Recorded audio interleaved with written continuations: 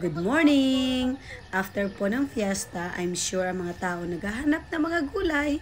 So, we decided to let our cousins harvest the vegetables. So, ayan po ang ginawa namin. Enjoy!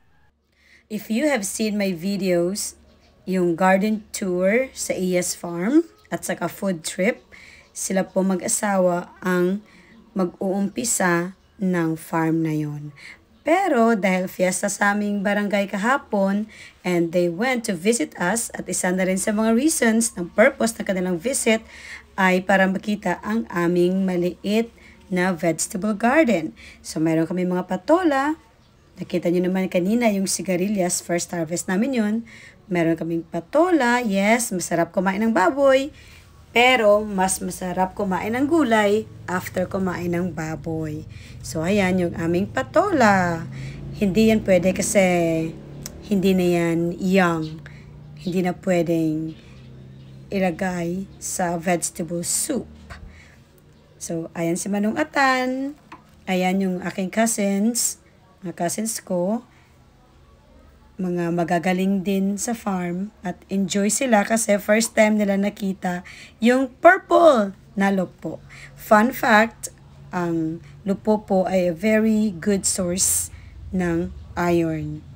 Maganda at zinc. Very healthy at dito sa amin ay tumutubo lang sila without fertilizers so we can make sure na talagang healthy yung mga lupo namin. Siyempre, hindi mawawala yung favorite namin na taro leaves. Mas maganda siya sa hangover soup. Yung sitaw, yung string beans, hindi pa masyadong marami, pero enough lang para sa aming gamit, sa aming luto, sa bahay. Pero once na dumami na siya, maaari na naming ibenta ng volume. Ito yung aming sitaw, additional namin na plant. Sige, enjoy lang sila sa pag-harvest kasi first time talaga nila makakita ng purple na lupo. Kasi very common yung green. Yung first time ko actually nakita yung lupo na purple, sabi ko, ano ba to? Parang yaki. Kasi yung kanyang sabaw ay pula. Pero, well, they have the same. Yes, they have the same taste, color lang yung pinagkaiba. Enjoy kayo, no? Sige lang, kayo na muna mag-harvest ngayon. Kasi, first time nyo makakita ng purple na lupo. Good luck, Manong Atan. Plant more sa inyong garden. Yung green, tama, iluluto ngayon at yung purple, dadali nila yan para may itatanim sila sa Sara. Good news! Tumubo na ang aming sitaw. Makapag-harvest na kami ng mas marami-rami. At saka, I'm excited to show you yung first na bunga ng aming kalabasa. It's a good start. Ayan yung aming dwarf na sitaw, hindi pa namumunga. And I wanna show you yung something new sa aming garden, ang upo.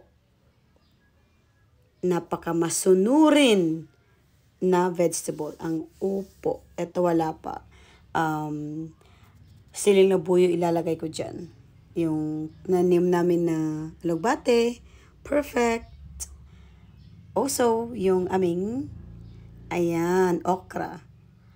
At saluyot. May nag-order kasi ng kangkong, kaya we will harvest fresh. Para fresh muna lutuin ang kangkong or water cabbage.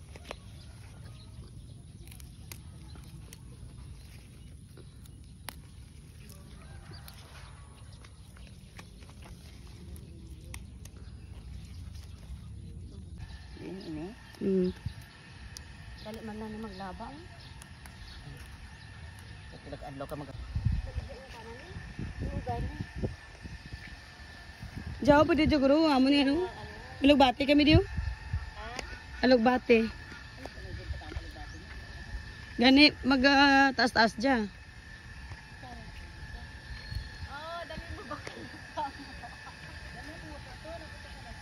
Diyan, gani ah. Nining, ato na ano ni?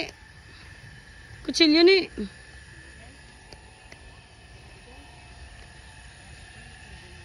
Kutsilyo. Tiwa, ay, Diyos ang ano, guru? Kutsilyo lang.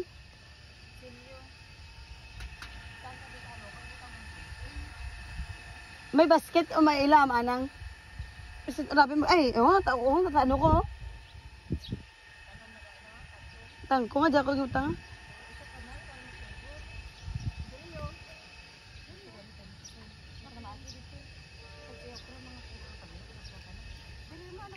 Pulo lang kabilog. Nasuotan lang, ang gagmay pagid man ang iba.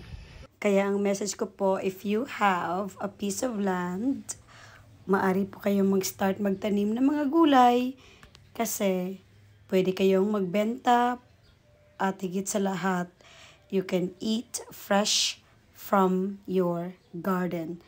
Sigurado na healthy ang family, malayo sa sakit, at stress reliever din po ito.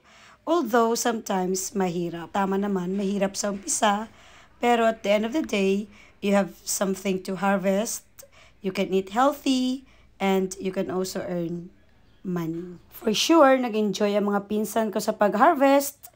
Looking forward na ang next harvest namin ay sa kanilang garden sa Sara. Ayan na po, enjoy sila sa pag-harvest. Next time sa kanilang garden naman kami pupunta. Thank you for watching my video. Please subscribe to my channel. This is Farmer Teacher Melanie. Until the next, thank you.